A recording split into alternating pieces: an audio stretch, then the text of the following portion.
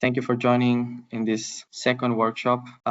This second workshop is going to be around programming and support services. We did on the first workshop some best practices on physical infrastructure and resources and equipment. And now we're going to see what can we provide in terms of programming and services to build on top of that infrastructure. The agenda today is going to be similar to the other day, very briefly. So we're going to start with a quick introduction to provide some context on exactly where this workshop sits in the whole work package. Then we're going to delve into the best practices already that we are working on. We have divided them into programs and services, and also we have included talent, which is a topic that also was raised in the last workshop, and we think it makes total sense to tie it together. And finally, we will have just a quick activity to provide some space to brainstorm, jumping into it. So a little bit of quick introduction.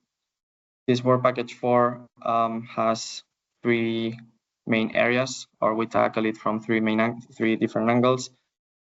The first one is the self-assessment ecosystem that we're gonna have a bit later on in September, but we are already mapping those resources that the different ecosystems have. In parallel, we are building this report where we are compiling a repository of best practices on experimentation spaces. Some of them, you can see them here. We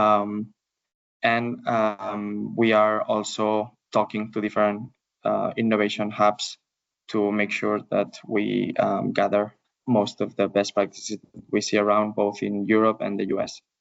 And finally, in terms of the workshop, as I was saying, last workshop was on physical infrastructure that we can see on the right-hand side drawing. It's kind of the anchor for all of these experimentation spaces. And today we're going to focus on these programmings and services that build on top of it and that support the innovators developing clean tech and deep tech solutions. And then next workshop is going to be on the different stakeholders, how to engage them, connectivity, and also the governance. Then let's move into the topics. So starting from the programs and services, why we think this is such an important piece of the experimentation spaces. Well, clean tech startups need a rich array of programs and services to navigate such complex journeys and to go from ideation to market. And we've seen that some of the best experimentation spaces or ecosystems act almost like an innovation concierge, where they connect innovators with relevant resources and opportunities along the development cycles. But however, we've seen some challenges that these startups face, specifically for clean tech, those being the need for frontier and changing technical knowledge. That means that to keep up with the frequent disruptions, they need to be really up to date. And it's not just in technology, but also in regulation and in markets. The second challenge being the need for business knowledge, commercial knowledge, and also technical knowledge. The 3 of them is pretty hard to cover within small teams or founding teams. So that makes even more sense to provide some extra services and supports they can tap into to be able to develop these solutions. And then the last 2 challenges, they go hand in hand, and they stem from the fact that clean tech solutions, they tend to be substitutes of old and more polluting solutions that have been already developed, that have their regulation and have their market. And therefore, what happens many times is that from very early stages, clean tech innovators need to deal with legacy regulation and large customers like corporates or governments that are already in the space. And this makes it a bit hard to really be able to deal with such complexity at such early stage. And what are some of the key attributes that we've seen experimentation spaces have developed in order to address these challenges? Well, the first one is in the while providing on-demand technical support. So hubs need to provide access to lab staff and technicians to really deliver hands-on equipment and training for rapid prototyping. Then there's also a need for expert support that is consistent across the whole development cycle. So from ideation to commercialization. And founders really need the clarity of what are the next steps. So an example would be of a strong ecosystem would be that when an innovator has finished a successful pilot, instead of finishing a program and just being left alone, it has a clear next step to follow so that it can go for a scale-up stage and then up to maturity and commercial adoption. Another attribute would be acceleration support. This is especially useful for clean tech founders because they tend to come from the scientific world, and many times they do not have previous experience or knowledge in things like pitching an idea, raising funds, or validating a customer fit. And the last one of the attributes would be having a market-driven approach. And this is essential to ensure the solution really meets customer needs and real market needs. And that is done via co-designing the solutions early on with potential customers, those being large corporates or governments mostly. So these are kind of the programs and services challenges and attributes. Now we would move on to the different examples of best practices and applications. Let's then dive into some of these examples. So for programs and services, we have structured in three main areas. The first one being those technical and business knowledge. Then we have acceleration and venture, which tends to be more early stage services and support. And then we have market access and commercial support, which tends to be more later stage. And some of the best practice hubs that we have identified are Bluechem and Greentown Labs. For the ones of you that were already in the last workshop, we already mentioned them and show some of the best practices, but specifically for this and for the new ones, Bluechem is a chemistry hub that is located in Belgium, in Antwerp. And it's right next to the largest chemistry cluster in Europe and also next to the port of Bruges within this chemistry ecosystem. And then Greentown Labs, it's the largest climate tech hub, and it has presence both in Boston and Texas, just as a reference. But so let's dive into some of the best practices in technical and business knowledge. So the technical expertise can be either in-house, as we said, with technicians, or outsourced to technical service providers. And a good example of it is Greentown Labs, who has technicians in-house that support product development and also that retain the knowledge. So instead of having one startup developing something, getting that experience and that learning and living, they act as knowledge stewardship so that they retain that knowledge and are able to better support next startups. And also this internal staff supports keeping the machines running in a safe and pragmatic way. When it comes to external providers, so this is more for niche or specialized services. And many times what these experimentation spaces do is that they agree on specific terms for all the tenants within the experimentation space, so that they get preferential terms that lead to shorter lead times and also cheaper prices by purchasing these services at bulk. And then some of the business know-how on different disciplines. So some of them could be accounting, regulatory, and IP. These tend to be delivered via subject matter experts, where they provide either consultation hours or by referrals that these experimentation spaces do to some of their partners. And a good example is Bluechem, which taps into its partners' expertise to deliver some of these services. And an example is, so they have BNP Paribas for financial support. They tap into Deloitte for legal advice and strategy. And they have other partners for recruiting, for IP, and storytelling. And then moving to the acceleration and venture services, as we said, these tend to be more early stage. And what we've seen is that in general terms, startups prefer to be able to access things like templates and short learning bites rather than attending traditional, more rigid programs. So those that are more like box ticking trainings where things happen at a specific pace and time and does not allow flexibility to the different startups. Also, they are looking for connection to funding opportunities on the professional and capital side, and then in community and emotional support when it comes to more of the personal side of the founding team and especially the founders. Now moving into so the third bullet of the acceleration and venture. We already mentioned this, but it's super important to have a consistent and holistic ecosystem. So not just having one support at a specific stage, but really aiming for a complete coverage. And a good example is, again, Bluechem, which is very well integrated to its ecosystem. And in this ecosystem, startups get support in the feasibility and development phases at BlueUp, which is an incubator. Then they would move into Bluechem for support on early stage market entry. And if they manage to succeed there, they would have the chance to move to Next Gen Demo, which is an accelerator for a growth stage. And finally, even to Next Gen, which is already an industrial district and a business park where they can become fully commercial companies. So there's a very clear pathway that they can tap into if they want to. Otherwise, they can take their own way. But at least there's always something on the next steps, so that they don't lose sight of what's the next activities and tasks that they should be doing as an innovator. And the last piece would be market access. Some examples include co-creation, using some of the market needs that we were mentioning. And a good example, again, is Bluechem, which it does is that it co-develops or has a model to co-develop solutions where they bring together end customers, so corporates and public organizations, with startups that are tackling real-world challenges. And what they really stand out at is helping translate those needs of the market into clear opportunities and clear terms for startups to really engage with those needs and develop their solutions accordingly. And for corporates, the benefit here is that it's a way to get early access to some of the promising technologies that are being developed in this hub. These are, in general terms, some of the best practices that we have observed. What are the costs for startups to participate in these programs?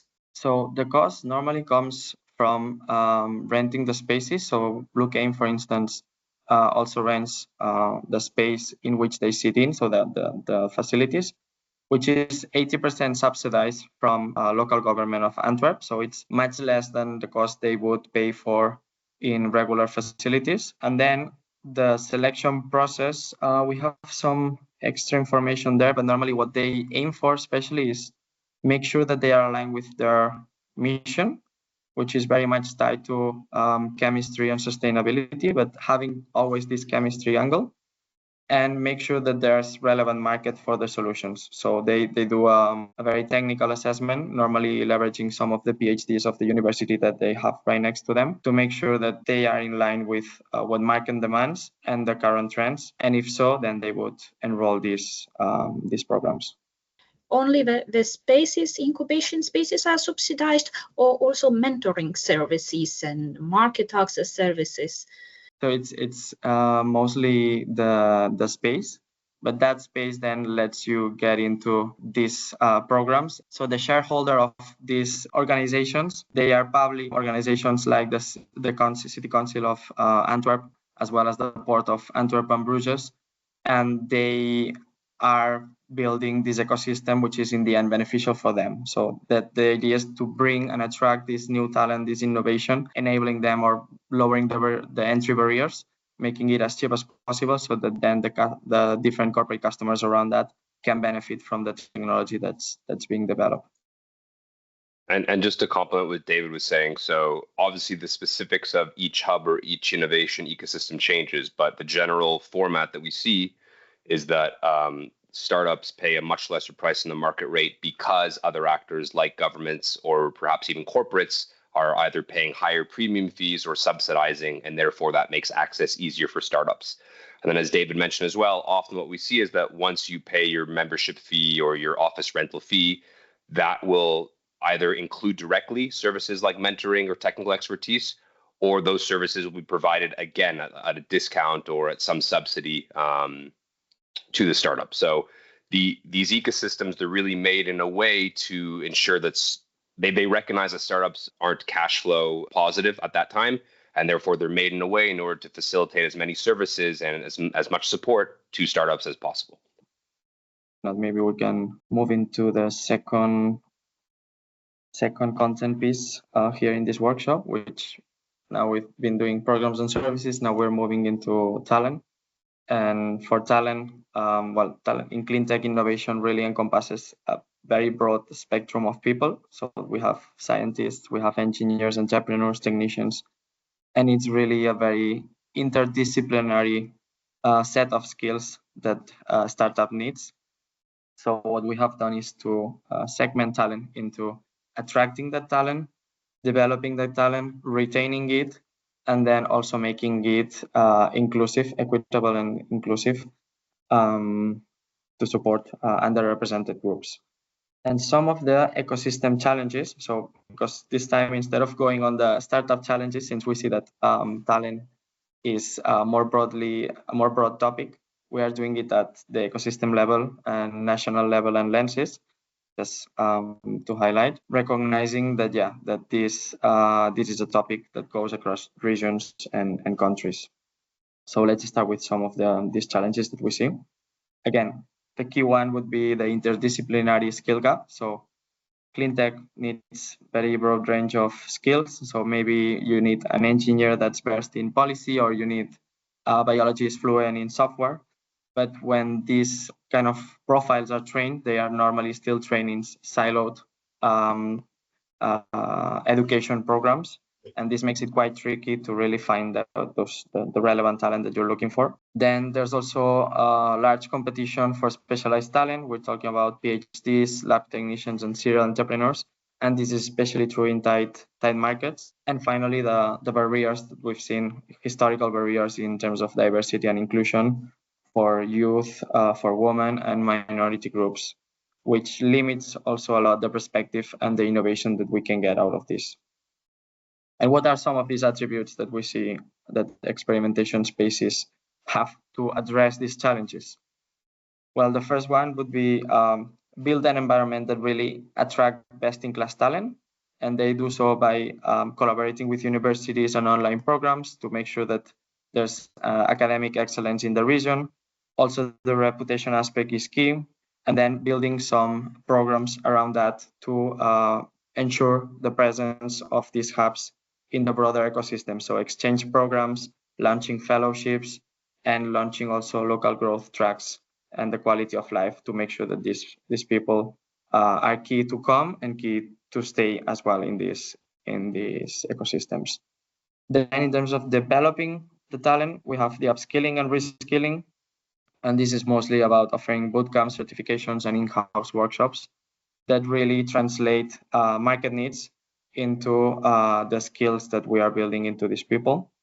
And finally, the inclusive and culture and DI metrics, which normally is about setting clear goals, diversity goals, and then providing opportunities to underrepresented groups to foster an inclusive culture. This is in terms of challenges and experimentation.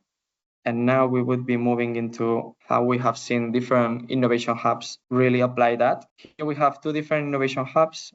We haven't seen them before, so I'm just going to briefly introduce them. So we have the Eindhoven University of Technology in the Netherlands, which is a hub that develops or has developed a challenge-based learning practice where they are embedded in the brain core of Eindhoven's ecosystem, and they support training of the future professionals. And then we also have the National Robotarium in Edinburgh, which is the UK National Research Centre that concentrates all the research and training in the fields of robotics and AI. And how do these two apply some of the best practices? Well, in talent attraction, a way to do so is, as I said, to making appealing to talent and also lowering barriers of entry. And one example would be the Estonia's e-residency, which enables different companies to be established with an EU-based fully online. This has brought more than 120,000 e-residents into the country, and also has resulted in building more than 27,000 companies. And so these 27,000 companies, what happens is that it acts as an epicenter of activity. And in many cases, they end up being or building pilot solutions and attracting the talent and the workers to develop and grow the business in the ground. So that provides also the interest of different professionals to really be able to go there in an easy way and develop these businesses that has been formed. In terms of talent development, as I said, we see a good example being the Eindhoven University, which has this challenge-based learning. And to get a bit more detail on what they do is they embed interdisciplinary student teams in real-world projects. so that they can build the skills and the entrepreneurial mindset that they will need later in the professional world. Every year they have more than 500 students, and these projects last for around 3 years, which prepares them for real life projects and challenges so that they are really aligned with what the market demands. And then moving to retention. So some of the best practices that we have seen is structured incentives like fellowships and tailored career track programs that help retain the talent, which is something very important, especially in the early stages of such technical companies, where one person can actually have a knowledge that is especially important in these early stages, and that if you lose them, you may not be able to find anyone else, and then you have to start from scratch developing a whole knowledge again. And then finally, diversity, equity, and inclusion. A good example is Greentown Labs that we mentioned before, which is deeply committed to fostering inclusive environment with programs that they carry out. And some of those being a program that they do with Browning the Green Space and supporting people of color in the climate tech startups, where they offer specific mentoring and capital to companies with funders from underrepresented groups. And this is also part of a broader DEI strategy that they have.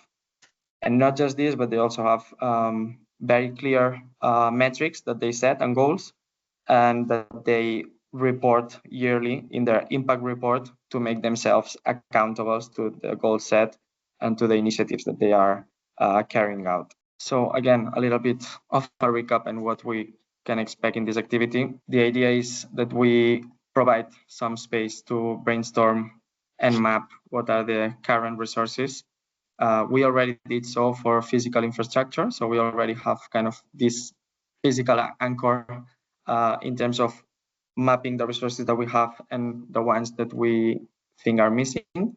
And the idea would be to define what are the programming and services on top of them or across the ecosystem that we will need to make sure or to leverage some of these best practices, or to make sure that we have enough resources to identify, test, and validate these clean tech solutions.